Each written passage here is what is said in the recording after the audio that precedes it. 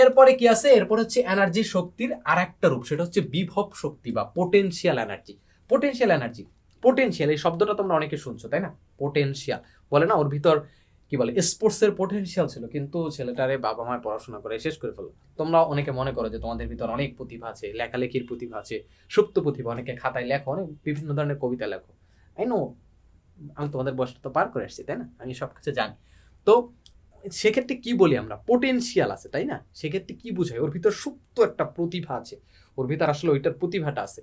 এই যে potential energy জিনিসটা এরকম সুপ্ত, ও গোপনে থাকে, ও ভিতরে স্টোরড হয়ে থাকে, ও বাইরে প্রকাশ করে না খুব একটা, হ্যাঁ দরকার হলে প্রকাশ করে, বাট ম্যাক্সিমাম সময় ও হচ্ছে ভিতরে সঞ্চিত অবস্থায় থাকে, সেটি হচ্ছে বিভব শক্তি বা পোটেনশিয়াল এনার্জি। বিভব শক্তি বা পোটেনশিয়াল এনার্জি, বিভব শক্তি এটা হচ্ছে কারেন্ট বা ইলেকট্রিসিটির সাথে অনেকটা জড়িত তাই না। আমরা কি বলি ব্যাটারির ক্ষেত্রে কি বলি, বিভব সঞ্চিত থাকে, তার মানে কি ব্যাটারির ভিতর কিছু একটা সঞ্চিত থাকে, ব্যাটারির ভিতর কিছু একটা সঞ্চিত থাকে, কি সঞ্চিত থাকে, ইলেকট্রন বা চার্জ সঞ্চিত থাকে। তো যখন আমরা কারেন্টের সাথে লাইনটা দিই বা ব্যাটারির সাথে লাইনটা দিই, তখন কি হয়, লাইট জ্বলে, ফ্যান চলে, কিভাবে, ওইটার ভিতর যে শক্তিটা সঞ্চিত ছিল, ওইটার ভিতর যে এনার্জিটা স্টোর ছিল, ওইটার মাধ্যমে লাইট জ্বলে বা ফ্যান চলে।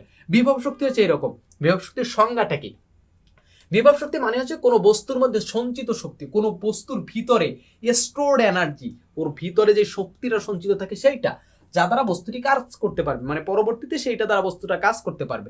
প্রতিভার বেলায় সেম, তোমার ভিতর সুপ্ত একটা প্রতিভা আছে, ওই প্রতিভা দিয়ে তুমি হয়তো পরবর্তীতে আরো অনেক কাজ করতে পারো। হ্যাঁ বাইরে থেকে মানুষ দেখতেছে তুমি দৌড়াইতেছো, খাইতেছো, করতেছো, হয়তো তোমার ভিতর লেখালেখির মারাত্মক প্রতিভা আছে, তোমার পলিটিক্যাল অ্যানালাইসিসের মারাত্মক প্রতিভা আছে, তুমি পলিটিক্স কি হইতেছে না হয়তো বুঝতেছো, বাট এটা কি তোমার সুপ্ত প্রতিভা, পোটেনশিয়াল এনার্জি। হইতে পারে ফিউচারে হয়তো চাঁদাবাজি করে ওইটা দিয়ে খাবা, ওইটা ডিফারেন্ট ইস্যু। যাই হোক, মানে জিনিস কিন্তু সেম, যে বিভব শক্তি মানে হচ্ছে সুপ্ত একটা জিনিস, যেটা বস্তুর ভিতরে সঞ্চিত থাকে, বস্তুর ভিতরে সঞ্চিত থাকে বা স্টোর হয়ে থাকে, যার দ্বারা বস্তুটি পরবর্তীতে কোনো কাজ করতে পারবে, যার দ্বারা বস্তুটি পরবর্তীতে কোনো কাজ করতে পারবে বল প্রয়োগ করে। এখন এটা কিভাবে তৈরি হইবে, তার ভিতর এনার্জিটা কিভাবে স্টোর হবে, ধরো তুমি পলিটিক্যাল অ্যানালাইসিস জানো, মানে এটা তোমার সুপ্ত প্রতিভা, পোটেনশিয়াল, এখন এটা তোমার ভিতরে স্টোর হয়েছে কিভাবে, আকাশ থেকে পড়ছে না, আকাশ থেকে পড়ে নাই, এটা তোমার ভিতরে কেউ পুশ করে দিছে, কেউ ঢুকাই দিছে যে হ্যাঁ এই দল ভালো, এই দল খারাপ, পলিটিক্সকে এইভাবে দেখতে হয়, এই চশমা দিয়ে দেখতে হয়। ধরো তুমি নিরপেক্ষ মনে করতেছো, তুমি নিরপেক্ষ, নিরপেক্ষ চশমা দিয়ে পলিটিক্সকে দেখতেছো, তখন নিরপেক্ষ চোখ দিয়ে পলিটিক্সকে দেখতেছো, তো ওইটা কোন জায়গা থেকে আসছে, আকাশ থেকে পড়ে নাই তাই না, তোমার ভিতর পুশ ইন করা হয়েছে, তোমার ভিতর পুশ ইন করা হয়েছে কোনো না কোনো ভাবে, কারো না কারো মাধ্যমে তুই ইনফ্লুয়েন্সড হয়েছো। ধরো তুমি স্পোর্টসে খুব পাকা, তোমার ভিতরে স্পোর্টসের পোটেনশিয়াল আছে, সেক্ষেত্রে কি কেউ কারো না খেলা দেখে তুমি ইন্সপায়ার্ড হয়েছো তাই না। তো ব্যাপারটা এরকম যে এই বিভব শক্তি বা পোটেনশিয়াল এনার্জি এইটাও কিভাবে তৈরি হয়, যে বল প্রয়োগ করে তার স্বাভাবিক অবস্থা বা অবস্থানে পরিবর্তন করলে বস্তুটি যে কাজ করার সামর্থ্য লাভ করে, সেটা হচ্ছে বিভব শক্তি। মানে কি, মানে হচ্ছে একটা বস্তু স্বাভাবিক যে অবস্থায় ছিল, স্বাভাবিক যে অবস্থায় থাকার কথা, আমি কি করলাম, বল প্রয়োগ করলে, বল প্রয়োগ করে ওইটারে ওই অবস্থা থেকে অবস্থাটা চেঞ্জ করে দিলাম, সেক্ষেত্রে কি হলো, ওর ভিতর পোটেনশিয়াল এনার্জি স্টোর হইলো। দেখো এই বস্তুটা থাকার কথা ছিল কোথায়, স্বাভাবিক অবস্থায় থাকার কথা ছিল কোথায়, মাটিতে ছিল, মাটিতে থাকা অবস্থা ছিল, তাহলে আমি কি করছি, বল প্রয়োগ করে এটাকে উপরে উঠাইছি, তার মানে এইটার ভিতর একটা পোটেনশিয়াল এনার্জি জমা হয়েছে, এইটার ভিতর একটা পোটেনশিয়াল এনার্জি জমা হয়েছে। দ্যাটস ওয়াই এই বস্তুটা যখন ছেড়ে দিই, বস্তুটা যখন ছেড়ে দিই তখন কি হয়, এটা নিচে পড়ে যায়, এই বস্তুটা যখন ছেড়ে দিই তখন কি হয়, নিচে পড়ে যায়। আই হোপ এইটা তোমরা বুঝছো যে বিভব শক্তি মানে হচ্ছে কোনো বস্তুর মধ্যে সঞ্চিত শক্তি। এই মানে শক্তিটা কিভাবে সঞ্চিত হবে, যখন স্বাভাবিক অবস্থাটা চেঞ্জ করে, স্বাভাবিক অবস্থাটা চেঞ্জ করে অন্য কোনো অবস্থায় নিয়ে যায়। একটা স্প্রিং কিভাবে থাকে, স্বাভাবিক অবস্থা এরকম থাকে, এটাকে যদি চাপ দিই তার মানে কি, ওর স্বাভাবিক অবস্থাটা আমি চেঞ্জ করে ফেলছি, এখন কি করবে, ও ওর স্বাভাবিক অবস্থাটা ফেরত যাইতে চাইবে। এখন স্বাভাবিক অবস্থায় কিভাবে ফেরত যাইতে চাইবে, এই স্বাভাবিক অবস্থায় ফেরত যাইতে চাওয়ার মানে চাওয়ার যে প্রক্রিয়াটা বা চাওয়ার জন্য ভিতরে একটা শক্তি সঞ্চয় করে রাখে, সেইটি হচ্ছে পোটেনশিয়াল এনার্জি। আরো অনেক উদাহরণ দেওয়া যায়, ধরো যে কোনো একটা বোতল, আমার পানির বোতলটা ভাই, এটা প্লাস্টিকের পানির বোতল হলে অনেক সুন্দর সুন্দর উদাহরণ দিতে পারতাম। ধরো আমার প্লাস্টিকের পানির বোতল, এখন জোরে চাপ দিলে কি হবে, বোতলটা কি হবে, দুমড়ায় মুচড়ে যাবে না, কিন্তু কি কি করা মানে মানে ভালো কোয়ালিটির বা ভালো কোম্পানির বোতল হলে কি হবে, ও আবার চাপ দেওয়ার পর, চাপটা সরিয়ে নেওয়ার পর স্বাভাবিক অবস্থায় ফেরত আসবে। তার মানে কি, চাপ দিয়ে আমি এটাকে বিকৃত করার চেষ্টা করছি, মানে স্বাভাবিক অবস্থা যেটা ছিল সেটা চেঞ্জ করার চেষ্টা করছি, সেটাকে চেঞ্জ করে অন্য অবস্থায় নিয়ে গেছি। এর ফলে কি হয়েছে, ওর ভিতর একটা এনার্জি স্টোর হয়েছে, ওর ভিতর একটা পোটেনশিয়াল এনার্জি বা বিভব শক্তি জমা হয়েছে, যেটার মাধ্যমে ও আবার স্বাভাবিক অবস্থায় ফেরত আসছে। স্প্রিং এর ক্ষেত্রে সেম, স্প্রিংটা এই অবস্থায় ছিল, আমি বল প্রয়োগ করছি, এর ফলে ওর ভিতর এনার্জি জমা হয়েছে, ওর ভিতর এনার্জি স্টোর হয়েছে, দ্যাটস ওয়াই ওইটা ও বিপরীত দিকে মানে ও স্বাভাবিক অবস্থায় বলটা প্রয়োগ করে আবার ফেরত আসছে। হ্যাঁ, এই যে এটাই লেখা আছে যে কোন একটা বস্তুকে এক অবস্থান থেকে অন্য অবস্থানে আনলে বস্তুটি কাজ করার যে সামর্থ্য লাভ করে তাকে বিভব শক্তি বলা হয়ে থাকে। বিভব শক্তি বলা হয়ে থাকে কোন বস্তুকে এক অবস্থান থেকে অন্য অবস্থানে আনলে, মানে স্বাভাবিক যে অবস্থা ওই অবস্থা থেকে অন্য জায়গায় নিয়ে। সিম্পল একটা জিনিস চিন্তা করো, বলটা থাকার কথা কোথায়? মাটিতে থাকার কথা না, স্বাভাবিক অবস্থায়। স্বাভাবিক অবস্থায় বলটা মাটিতে থাকার কথা, কিন্তু আমি যদি বলটাকে উঠে 5 তলার উপরে উঠাই বা টাওয়ারের উপরে যে কোনো একটা উচ্চতা উঠাই, তার মানে কি হয়েছে? ওর স্বাভাবিক অবস্থাটা পরিবর্তন করছি আমি, ওর স্বাভাবিক অবস্থাটা পরিবর্তন করে অন্য অবস্থানে নিয়ে গেছে, তার মানে ওর ভিতর একটা এনার্জি স্টোর হয়েছে। ওর ভিতর কি হয়েছে? একটা এনার্জি স্টোর হয়েছে, ওর ভিতর একটা শক্তি সঞ্চয় হয়েছে। এই শক্তিটাই কি ওরে পরবর্তীতে ওর স্বাভাবিক অবস্থায় মানে এর নিচের এই অবস্থায় নিয়ে আসার প্রবণতা তৈরি করবে, ওর এই অবস্থায় নিয়ে আসার প্রবণতা তৈরি করবে। আই হোপ এইটা তোমরা বুঝছো। এখন কি আছে দেখি, আচ্ছা এটাই অ্যানিমেশন আছে। তার মানে ধরো এই উচ্চতা উঠাইছি, এখন কি হয়েছে? এই যতটুকু কাজ করছি, এখন দেখো, এখন আমরা হিসাব করবো যে বিভব শক্তি বা পোটেনশিয়াল এনার্জি কতটুকু স্টোর হয়েছে। বুঝলাম যে আমরা যখন স্বাভাবিক অবস্থা থেকে অন্য অবস্থায় নিয়ে যাই তখন হচ্ছে ওর ভিতরে একটা এনার্জি স্টোর হয়, ওর ভিতরে একটা এনার্জি স্টোর হয়। এখন কতটুকু এনার্জি স্টোর হয়েছে সেটা কিভাবে বের করবো? ধরো এই বস্তুটা এই অবস্থায় ছিল, এটা তো স্বাভাবিক অবস্থা, এই স্বাভাবিক অবস্থা থেকে এই অবস্থায় নিয়ে গেছি আমি, স্বাভাবিক অবস্থা থেকে এই অবস্থায় নিয়ে গেছি আমি ওকে, স্বাভাবিক অবস্থা থেকে এই উচ্চতায় উঠাইছি এম ভরের বস্তুটাকে, তার মানে স্বাভাবিক অবস্থা থেকে এত দূরত্বে স্মরণ করছি, তার মানে আমি কিছু কাজ করছি, ওই কাজটা পুরোটাই কি হয়েছে? এই কাজটা পুরোটাই কি হয়েছে? ওর ভিতর হিসাবে জমা হয়েছে, কি বলে পোটেনশিয়াল এনার্জি বা বিভব শক্তি হিসেবে জমা হয়েছে। মানে একটা বস্তুকে যখন আমরা ধরে উপরে উঠাই, একটা বস্তুকে যখন ধরে উপরে উঠাই, হ্যাঁ আমরা যখন ছুরি দিই তখনও সেম জিনিসই ঘটে, বাট সেক্ষেত্রে গতিশক্তি বিভব শক্তি দুইটাই থাকে। ধরো চিন্তা করো কোনো গতিশক্তি নাই এখানে, চিন্তা করো জাস্ট প্রমাণটা বোঝার জন্য যে এখানে কোনো ধরনের গতিশক্তি নাই, স্বাভাবিক অবস্থা এখানে ছিল, স্বাভাবিক অবস্থা এখানে ছিল, এইখান থেকে আমি এইখানে নিয়ে গেছি, কোনো গতিশক্তির কোনো ব্যাপারই নেই। এখন স্বাভাবিক অবস্থা থেকে এই জায়গায় যখন নিয়ে গেছে তখন কি হয়েছে?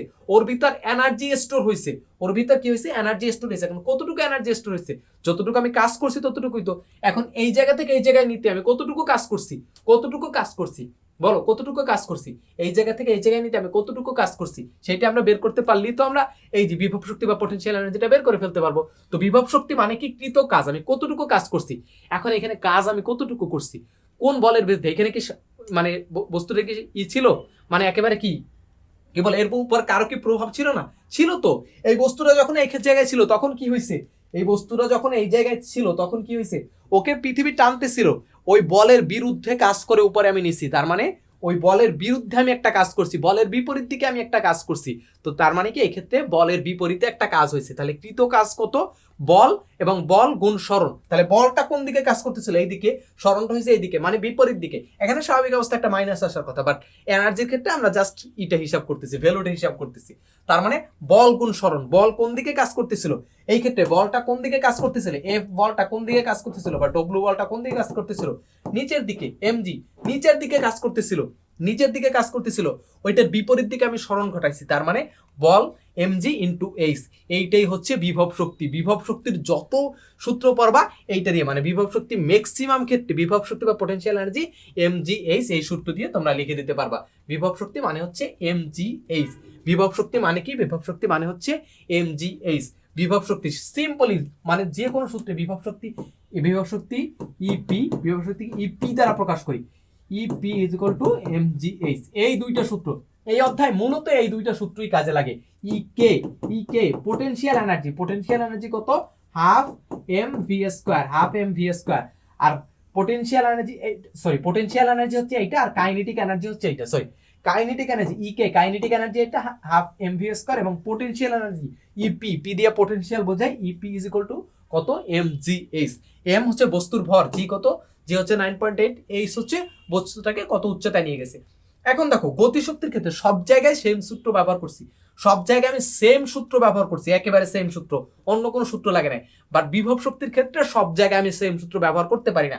হ্যাঁ, যখন কোনো বস্তু এই উচ্চতাকে এই জায়গা থেকে মানে স্বাভাবিক অবস্থা থেকে উপরে নিয়ে যায় তখন এই সূত্র ব্যবহার করতে পারি, এবং আরো অনেক ক্ষেত্রে ব্যবহার করতে পারি। বাট একেবারে যে সব ক্ষেত্রে ঢালাও ভাবে কাইনেটিক এনার্জির মতো মানে গতিশক্তির মতো এই সূত্র ব্যবহার করতে পারি না। এক্ষেত্রে সূত্রে চেঞ্জ আসে, অবস্থান ভেদে এটা চেঞ্জ আসে। ধরো একটা স্প্রিং আছে, একটু আগে বলছিলাম যে স্প্রিং কি স্বাভাবিক অবস্থায় যে কোনো একটা অবস্থায় থাকে। এখন আমি ধরো এই দিকে চাপ দিলাম স্প্রিংটাকে এই দিকে চাপ দিলাম, তাহলে কি হয়েছে, স্প্রিং একটা রিস্টোরিং ফোর্স দেয়, এটাকে বলা হয় থাকে স্প্রিং এর রিস্টোরিং ফোর্স।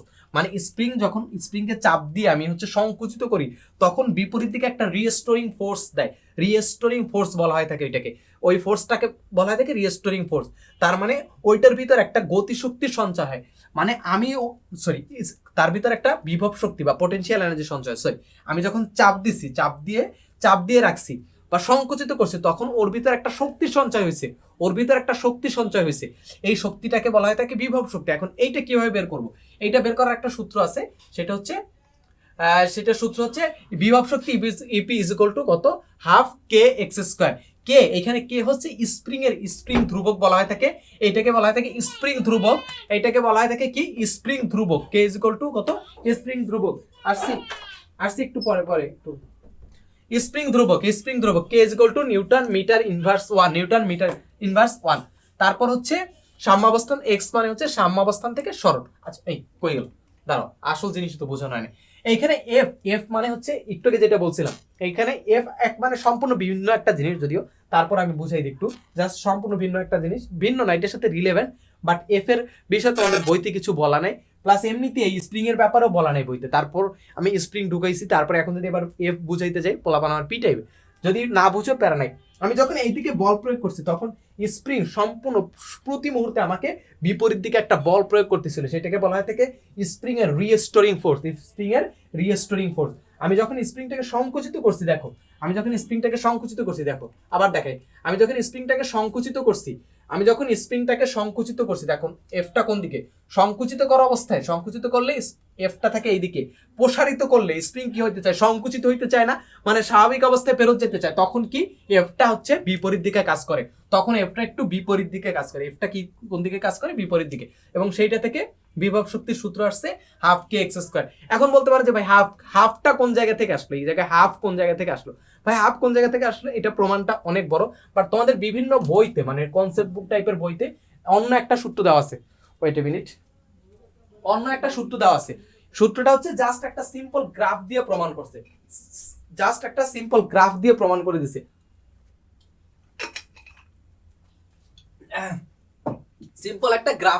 করে দিছে, যেমন এরকম একটা গ্রাফ, এফ বলের সাথে সরণের গ্রাফ হচ্ছে এরকম, বলের সাথে স্প্রিং এর ক্ষেত্রে বলের সাথে সরণের গ্রাফ হচ্ছে এরকম, এফ আর এক্স বা এস বলো, বলের সাথে স্প্রিং এর ক্ষেত্রে সরণের গ্রাফ হচ্ছে এইটা, এইটা এই জায়গা থেকেও পাওয়া যায়, দেখো এই জায়গা থেকেও পাওয়া যায়। এফ কি, এফ এইখানে কি, এটা হচ্ছে সমানুপাতিক ধ্রুবক, আর হচ্ছে একটা প্লাস আছে, একটা সমানুপাতিক ধ্রুবক আর একটা সমান সমান চিহ্ন আছে, এটার বদলে আমি একটা সমানুপাতিক চিহ্ন দিতে পারি, তাহলে কি এফ সমানুপাতিক এক্স, যেটার গ্রাফ হচ্ছে এইরকম সোজা। এখন দেখো এফ, এই এক্স অক্ষে আছে এফ এবং ওয়াই অক্ষে আছে এক্স, তাহলে F S is equal two কি জানি, কৃত কাজ। আর কৃত কাজই কি ব্যয়িত শক্তি না, তো এখানে যতটুকু শক্তি ব্যয় হয়েছে পুরোটাই কি এটার ভিতর স্টোর হয়েছে না, পুরোটাই এটার ভিতর জমা হয়েছে, তার মানে কৃত কাজ ইজ ইকুয়াল টু ব্যয়িত শক্তি, তার মানে কৃত কাজই এই জায়গায় হচ্ছে বিভব শক্তি, তো এইটার ক্ষেত্রফলটা আসলে আমাদের কি নির্দেশ করে, ক্ষেত্রফলটা নির্দেশ করে কৃত কাজের সূত্র নির্দেশ করে, কৃত কাজ নির্দেশ করে। তাহলে একটা ত্রিভুজের ক্ষেত্রফল কিভাবে নির্ণয় করি, হাফ ইন্টু ভূমি ইন্টু উচ্চতা, ভূমি কত, ভূমি হচ্ছে এক্স, আর উচ্চতা হচ্ছে কত, উচ্চতা হচ্ছে এফ। যদি না বুঝো মাথায় প্যারানোর দরকার নেই, যতটুকু বলছি অতটুকুই, এর বেশি মাথায় ঢুকানোর দরকার নেই। হ্যাঁ।